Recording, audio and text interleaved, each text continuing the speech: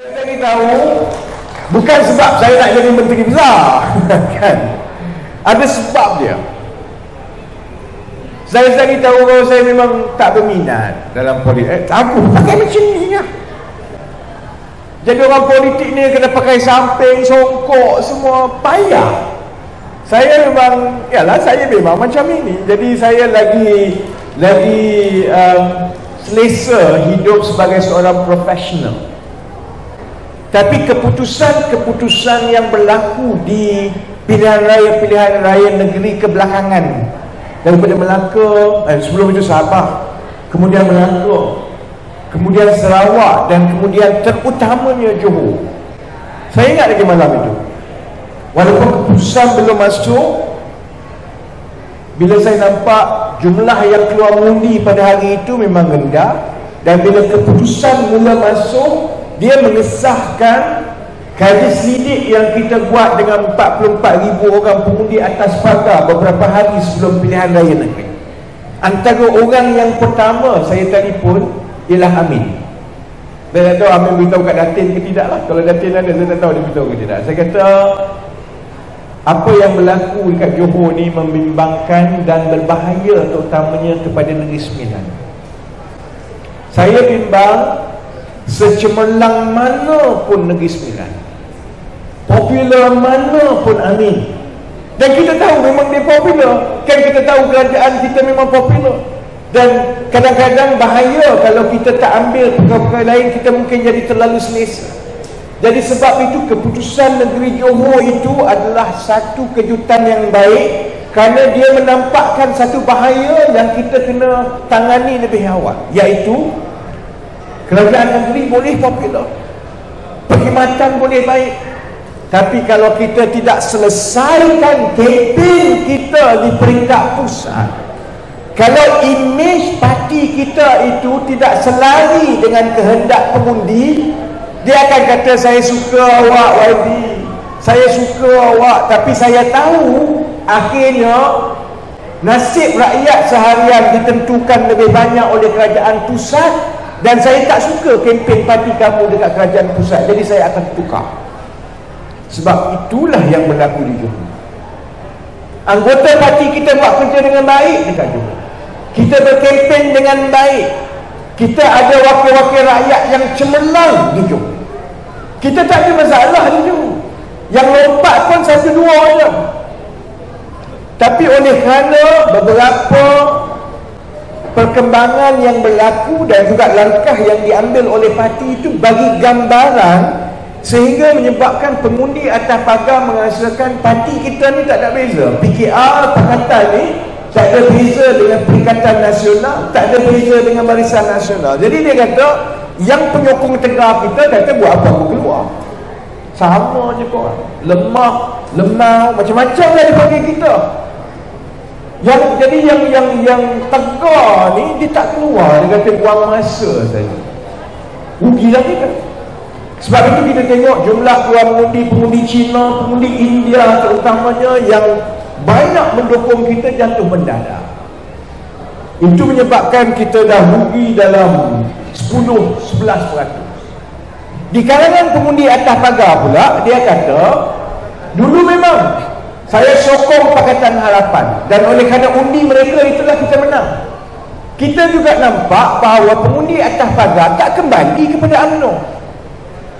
Undi UMNO dan Barisan Nasional lebih kurang sama macam undi 2018. Masalah kita ialah pengundi atas pagar, baik Melayu, Cina, India, sebahagian besarnya Melayu, yang dulu undi kita kerana mereka menolak UMNO Barisan Nasional akibat rasuah dan sebagainya, kali ini dia kata yalah, saya takkan kembali kepada UMNO Barisan Nasional, tapi saya tengok kamu duk runding dengan UMNO, kamu duk runding dengan Bersatu, kamu ni lebih kurang sama. Lepas kerajaan jatuh Februari 2020, saya tengok Pakatan Harapan ini terlalu tergila-gila nak balik jadi kerajaan. Jadi apa beza kamu dengan UMNO? Apa beza kamu dengan Bersatu? Kamu semua ni guna nama rakyat, tapi akhirnya kamu nak jadi menteri. Itu memberi mereka rasa mual terhadap parti politik, dan akhirnya apabila kita diletakkan dalam satu bakul dengan UMNO, dengan Bersatu, dengan PAS, dengan parti-parti lain, dia kata tak apalah, ikut suka aku lah. Bersatu pun kalau macam itu, dia pun lawan rasuah, Muhyiddin pun lawan dia. Korang semua sama. Sebab itu kita akhirnya hilang pengundi atas pagar kita yang dulu menyokong kita. Itu melahirkan keputusan pilihan raya negeri Melaka, Datuk Alim ada kat sini, kemudian Johor. Dan sebab itu orang pertama yang sekalipun malam itu adalah Amin. Sebab saya rasa adalah tidak adil kepada kawan-kawan di Negeri Sembilan yang kerja baik, yang berkhidmat baik, yang popular, yang tak ada isu langsung. Mana ada isu dekat Negeri Sembilan? SPRM tak ada. Cerita orang nak goyang parti tak adalah, sikit lah. Tapi yalah, tak adalah bising macam tempat lain. Stabil. Langsung tak timbul orang lompat semua. Tapi kalau kita tak selesaikan isu bagaimana nak masuk pilihan raya umum di peringkat pusat sebagai parti, mungkin kawan-kawan di Negeri Sembilan terpaksa berdepan dengan kelesuan rakyat. Amin dan saudara-saudari dah buat kerja yang baik di dalam bidang kuasa saudara-saudari di Negeri Sembilan. Sebab itu saya masa itu buat keputusan lepas solat istikharah semua, saya juga ada tanggungjawab di peringkat pusat. Kalau sebelum ini saya merasakan saya bagi laluan kepada sahabat-sahabat yang lain yang merasakan jalan untuk memberi laluan kepada Datuk Seri Anwar untuk jadi Perdana Menteri dengan cara berunding, saya tak kacau. Saya kata sedia. Saya mana pernah cakap apa-apa kat siapa? Kak Haji Nazrin mana saya pernah jumpa? Mana saya pernah cakap bila kita berjumpa? Saya tak pernah mengadu pun. Bagi saya itu tanggungjawab yang dia pilih dan dia nak buat, tak apa, kita doa. Tapi lepas 2 tahun benda itu tak jadi, dan terbukti kena tipu dengan Najib dan Zahid. Dan kalau kena tipu saja, tak ada kesan kepada kita dalam pilihan raya, tak apa. Dia ada kesan bila kita dilihat lemah. Dia ada kesan bila rakyat rasakan kamu semua ni sama, sibuk nak berebut untuk dapat kuasa, jadi aku tak sokong siapa-siapa. Dia ada kesan bila kalau kita berunding, sudah tentu kita tak boleh tembak. Mana boleh gunding betul tembak? Aku gunding nak beli rumah kau, aku mati rumah kau buruk. Mana boleh?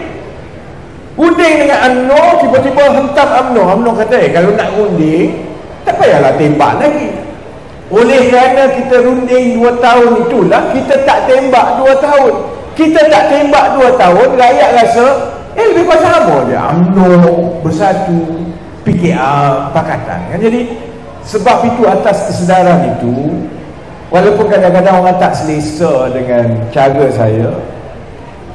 saya ambil keputusan untuk kembali ke gelanggang. Kalau tanya saya, sebaik-baiknya tak baik, saya memang tak suka lah. Memang liat sebab hidup sebagai orang biasa, bangun pagi boleh berlari tiap-tiap hari sampai boleh jadi kurus, lepas tu boleh pergi pejabat, lepas tu orang tak kacau, malam-malam balik pukul 8, pukul 9 dah dekat rumah, ada masa dengan anak. 4 tahun itu cukup bahagia untuk saya. Itu antara masa yang paling baik saya pernah ada dalam hidup saya. Tak ada orang kacau saya 4 tahun. Tapi saya juga faham satu benda, kita ni hidup mesti dapat berkat. Kalau orang meletak harapan kepada kita, tapi kita mengecewakan harapan orang, walaupun kita tak buat dosa, satu hari nanti harapan kita pula orang kecewakan bila sampai masa kita. Dalam budaya lain orang kata karma. Dalam Islam kita memang tak boleh nak kecewakan harapan orang. Dan saya tahu pada masa dan ketika ini ramai sahabat-sahabat di bawah, pengundi atas pagar di luar, sukarelawan yang pernah tolong kita, berharap untuk melihat ada kebangkitan daripada keadilan. supaya keadilan nampak garang macam dulu, nampak lebih agresif, nampak lawan tetap lawan macam dulu. Dan harapan itu sebahagiannya diletakkan kepada orang macam saya, sebab saya memang kaki pukul. Jadi kalau saya tak ambil tahu juga selepas kita kalah 4 pilihan raya negeri, sebenarnya saya takut akhirnya saya jatuh hukum mengecewakan orang. Dan kalau kita jatuh hukum orang kecewa dengan kita, kecil hati dengan kita, satu hari nanti kita pula akan dikecewakan oleh orang.